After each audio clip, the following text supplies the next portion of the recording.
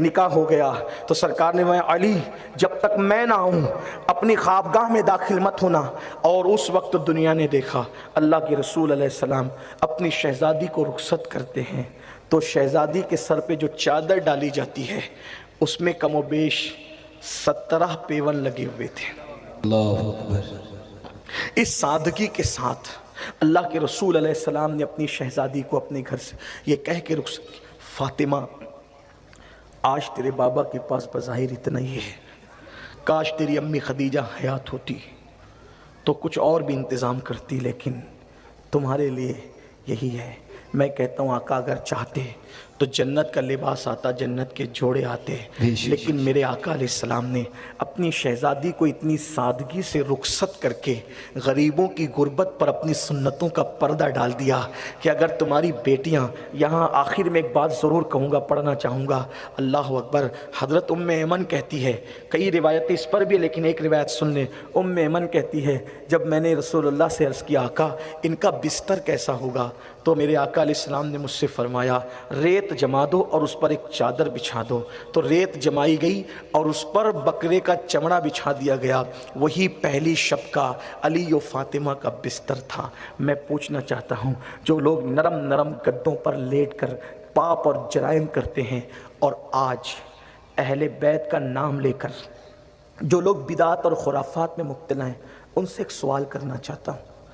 صرف اہل بیت کی محبت شربت کھچڑا اور ہاتھ چومنا ہے؟ ان کی زندگی کو اپنانا نہیں؟ آپ کہیں گے کیا؟ جتنے غیر شادی شدہ نوجوان ہیں ان سے میری گزارش کی توجہ کریں، اور جو لوگ اپنے بیٹوں کی شادی کرنے کا پلان رکھتے ہیں خاص طور پہ عورتیں، ان سے میری گزارش، جب اللہ کے رسول اپنی شہزادی کو رخصت کر رہے تھے تو حضور نے ایک چادر ڈالی اور اپنی شہزادی کو رخصت کیا. کچھ لوگوں نے جہیز کا تذکرہ کیا کہ میرے آقا نے اپنی شہزادی کو جہیز دیا. یہاں پر کوئی بحث مباحثہ مناظرہ ایسا کچھ بھی نہیں. پھر کہتا ہوں صوفیہ کا غلام ہوں، کوئی خطیب ادیب کوئی مفکر مدبر نہیں.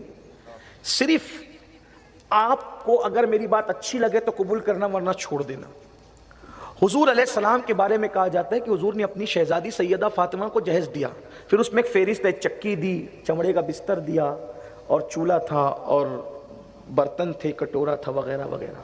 حالانکہ اگر آپ اس کو غور سے پڑھیں تو اللہ کے رسول علیہ السلام نے اپنی شہزادی کو کوئی جہیز نہیں دیا. یہ بات سنیں آپ پہلے سن لیں پوری. اب کوئی میں کبھی نہیں کہتا لیکن آج کہتا ہوں جب تک یہ بات میری مت سننا اٹھ کے مت جانا، ٹھیک؟ حضور علیہ السلام نے اپنی شہزادی کو کوئی جہیز نہیں دیا، کیونکہ آج جو ہم کہتے ہیں نا کہ یہ جہیز دیا تو پھر 5 برتن کا ذکر ہم بیان کرتے ہیں تو پھر لڑکے والے کہتے ہیں جب حضور نے اپنی شہزادی کو دیا تو پھر آپ بھی ہمیں دیں. کار بھی مانگی جاتی ہے، سونے کی انگوٹھی مانگی جاتی ہے، اور پھر پتہ نہیں کیا کہ آپ کے گجرات میں کیا ہے مجھے نہیں پتا، لیکن پورے ہندوستان کے اندر توجہ کرنا.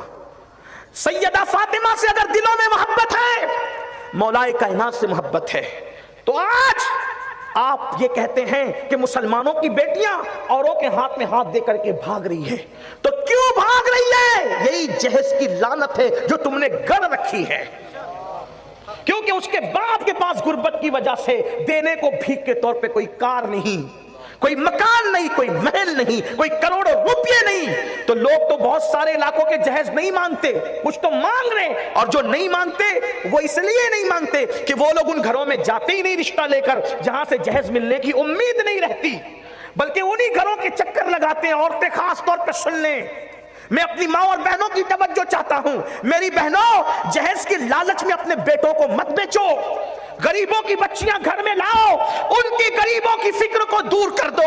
اگر تم نے بغیر جہیز کے غریب کی بیٹی اپنے گھر میں لائی اور اس غریب کی فکر کو دور کر دیا تو ہوگا کیا؟ جہیز والے کے گھر سے جہیز لاؤ گی تو تمہیں جہیز ملے گا، لیکن غریب کی فکر دور کر دو گی تو تمہیں سیدہ فاطمہ کی نگاہ عنایت نصیب ہوگی.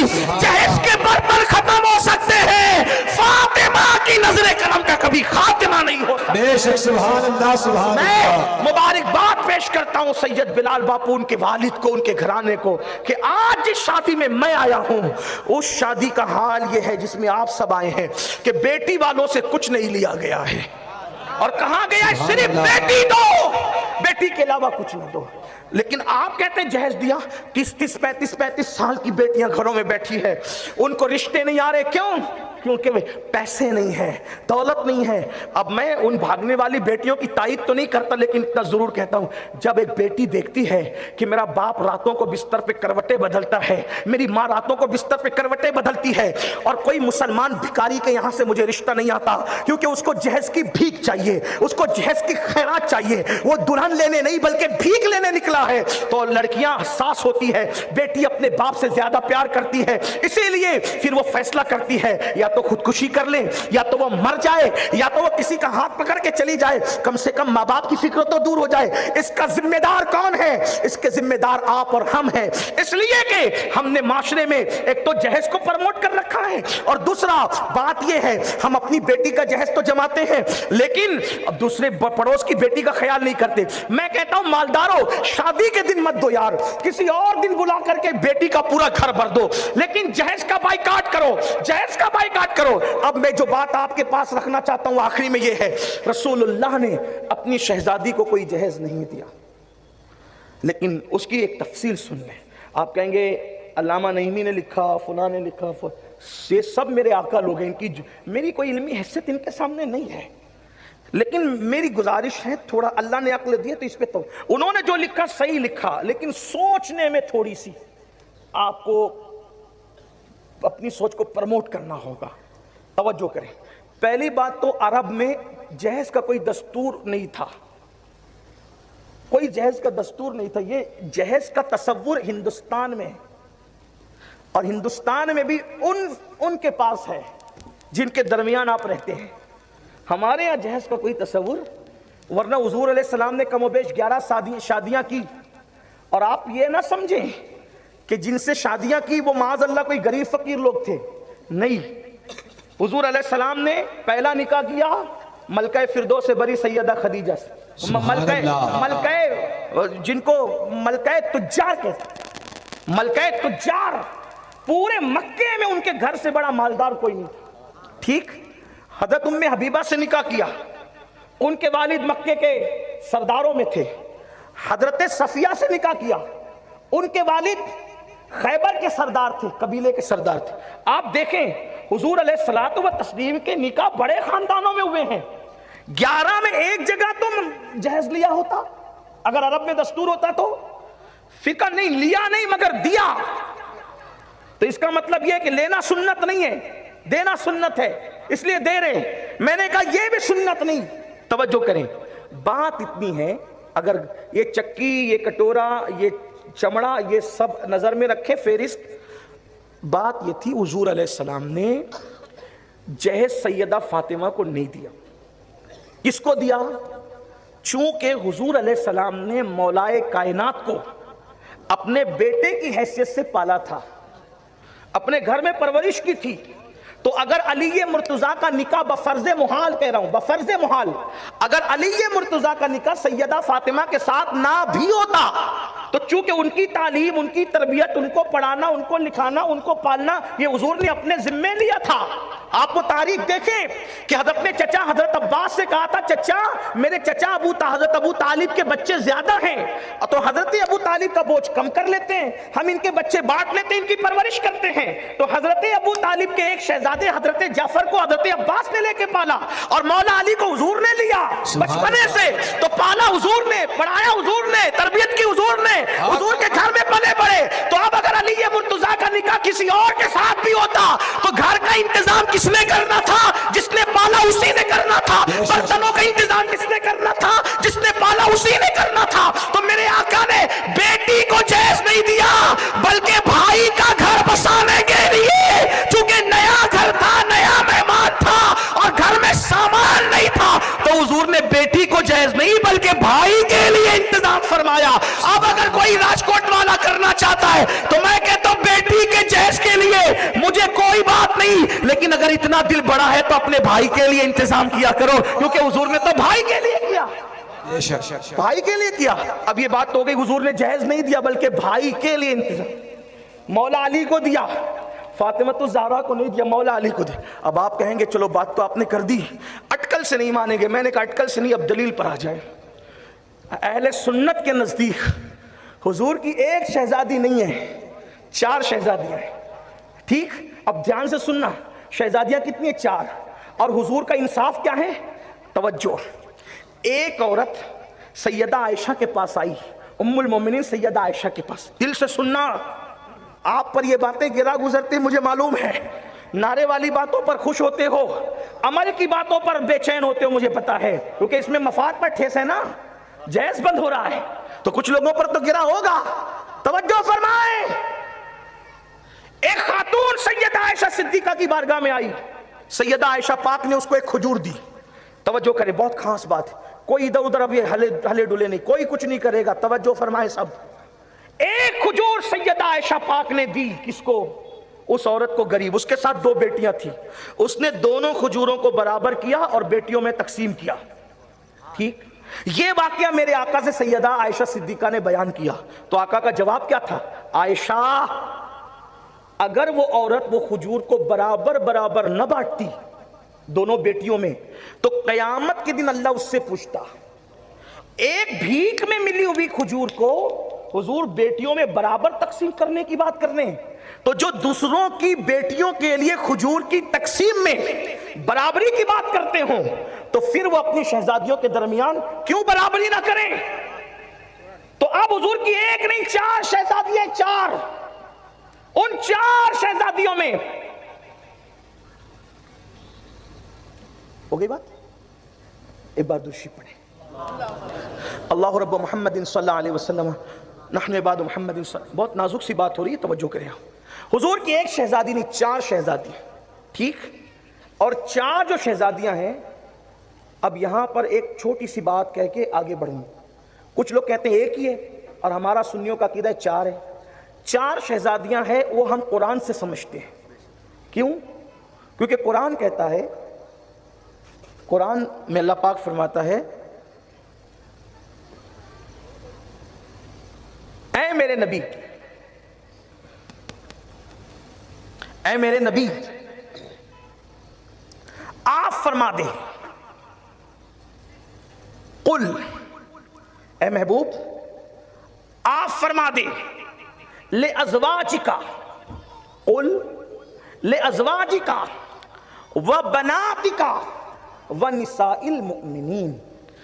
3 طبقوں سے حضور نے مخاطب ہونے کا اپنے محبوب کو, اللہ پاک نے اپنے محبوب کو 3 طبقے سے مخاطب ہونے کا حکم دیا. قل لِأَزْوَاجِكَ, جو آپ کی بیویاں ہیں ان سے کہیں, وَبَنَاتِكَ, اور جو آپ کی بیٹیاں ہیں ان سے کہیں, وَنِسَاءِ الْمُؤْمِنِينَ, اور مومن عورتوں سے کہیں, جو مومنوں کی عورتیں ان سے کہیں. اب کیا کہیں وہ ابھی مضمون پردے کا آگے آ رہا ہے, لیکن یہاں کیا بات ہو رہی ہے؟ کل ازواجکا و بناتکا, بناتکا, جو تھوڑی بھی عربی جانتے ہیں, بناتکا قرآن کہہ رہا ہے, لے ازواجکا, آپ کی بیویوں سے کہیں. دیکھو ہر زبان میں ایک واحد ہوتا ہے اور ایک جمع ہوتا ہے, صحیح, لیکن یہ عربی کی خصوصیت ہے, اس میں واحد ہے, واحد کے بعد جمع نہیں ہے, بلکہ واحد کے بعد تثنیہ ہے, یعنی ایک کے لیے الگ الفاظ, 2 کے لیے الگ الفاظ, اور اس کے بعد پھر ایک واحد, ایک جمع, ایک واحد, ایک تثنیہ, اور تثنیہ کے بعد جمع, اور جمع میں بھی ہے جمع قلت اور جمع کثرت. یعنی یہ عربی کی فصاحت ہے, یہاں واحد جمع سے کام نہیں چلتا, یعنی واحد کے لیے, ایک کے لیے, پھر اس کے بعد 2 کے لیے الگ الفاظ. مطلب یہ ہے اگر حضور کی ایک بیٹی ہوتی تو قرآن کیا کہتا؟ وہ بنتکا, اپنی بیٹی سے کہیں, اور اگر 2 ہوتی تو اللہ تبارک و تعالیٰ پھر واحد نہیں بلکہ تثنیہ سے بیان فرماتا. لیکن یہاں نہ واحد ہے نہ تثنیہ ہے, بلکہ یہاں کیا ہے؟ جمع, اور جمع اگر جمع قلت لے لے تو جمع قلت کی شروعات کم سے کم 3 سے ہوتی ہے اور زیادہ سے زیادہ 9 پر ہوتی ہے. تو اب پتا چلا کہ رسول اللہ کی بیٹیاں ایک نہیں ہے, کم سے کم 3 ماننی پڑے گی, تبھی جا کر کے بناتکا آئے گا. اسی لیے قرآن سے ہم سنیوں کا عقیدہ پتا چلتا ہے کہ حضور کی ایک شہزادی نہیں تھی بلکہ 4 شہزادیاں تھیں. بات اتنی سمجھ میں آ گئی؟ میں نے قرآن پڑھ دیا. اب توجہ کریں, غور کریں, کیا सरकार अलैहिस्सलाम ने सैयदा फातिमा को जहेज नहीं दिया। दलील, अगर सैयदा फातिमा को जहेज देते तो अब ये उनके जिम्मे पे है जो जहेज की बात कर रहे हैं कि उनको ये साबित करना पड़ेगा कि हजरत ज़ैनब को भी जहेज दिया, हजरत उम्मे कुलसूम को भी दिया, हजरत रुकैया को भी दिया। अब आप मुझे बताएं कि सैयदा फातिमा को जहेज नहीं दिया, ये तो मैंने तालिब इल्म की हैसियत से कोशिश करके आपको बता दिया। अब अगर आपके इल्म में ये बात है कि हुजूर ने सैयदा ज़ैनब को दिया, उम्मे कुलसूम को दिया, रुकैया को दिया, तो बराए मेहरबानी मुझे बताएं ताकि मेरी मालूमात में इजाफा हो, आइंदा इस तरह की गुफ्तगू मैं न करूं। क्योंकि हम लोगों को अदल सिखाया गया, इंसाफ सिखाया गया। वो रसूल जो खुजूर की तकसीम में बराबरी की बात करें, वो रसूल अपनी बेटियों में बराबरी क्यों ना फरमाएंगे? तो जब तीनों को जहेज नहीं दिया, अब गौर से सुने आगे की अहम बात, और जब तीनों को जहेज नहीं दिया, इनको क्यों दिया? हालांकि उन तीनों के निकाह के वक्त, तवज्जो करें, उन तीनों के निकाह के वक्त हजरत खदीजा मौजूद थी। उन तीनों के निकाह के वक्त हजरत खदीजा मौजूद थी, क्योंकि हजरत ज़ैनब का निकाह तब भी, और उम्मे कुलसूम और हजरत रुकैया का निकाह जहां मक्के में हुआ था उस वक्त, लेकिन उस वक्त कोई जहेज नहीं दिया, जबकि उस वक्त मलका तुज्जार मौजूद थी, मालदार खातून मौजूद थी, तब जहेज नहीं दिया। और मदीने मुनव्वरा में जबकि पेट पे पत्थर बांधे जा रहे हो, फिर उस वक्त जहेज कैसे दिया? तो याद रखें, हुजूर अलैहिस्सलाम ने सैयदा को जहेज नहीं दिया, हुजूर अलैहिस्सलाम ने मौला अली अपने भाई के घर का इंतजाम किया। तो अब मेरी आपसे गुजारिश है, राजकोट वालों और अहले बैत से, अगर दिल से मोहब्बत है, सिर्फ जबानी दावे नहीं है, सिर्फ जबानी नारे नहीं है, तो हर वो नौजवान जो शादी करने वाला है वो ये अहद करें कि इंशाअल्लाह राजकोट में मैं वो शादी करूंगा कि ये कहूंगा तेरे पास कितना ही है, मैं मर्द हूं, मैं भिखारी नहीं हूं, मैं कोई जहेज लेकर के नहीं जाऊंगा, तूने बेटी दी, इससे बढ़ करके क्या हो सकता है? और ये सुन्नत जिंदा करें। खुराफात जिन्होंने शुरू किए वो मर चुके हैं, खुराफात बढ़ते बढ़ते अब गले तक आ गई, अटक गई, लोग मर रहे, खुदकुशी कर रहे, तबाह हो रहे, बर्बाद हो रहे। तो खुराफात खत्म करने के लिए भी तो कोई आगे बढ़े। आप शुरू करोगे, इंशाअल्लाह ये आगे बढ़ेंगे और इंशाअल्लाह जहेज का खात्मा होगा। और जो लोग जवान हैं वो घर पे ये बात रखें, ना मैं अमीर देखूंगा ना मैं गरीब देखूंगा, बल्कि मैं तो जो पसंद आए कि उसके साथ शादी करूंगा, शर्त यह कि वो दीनदार हो।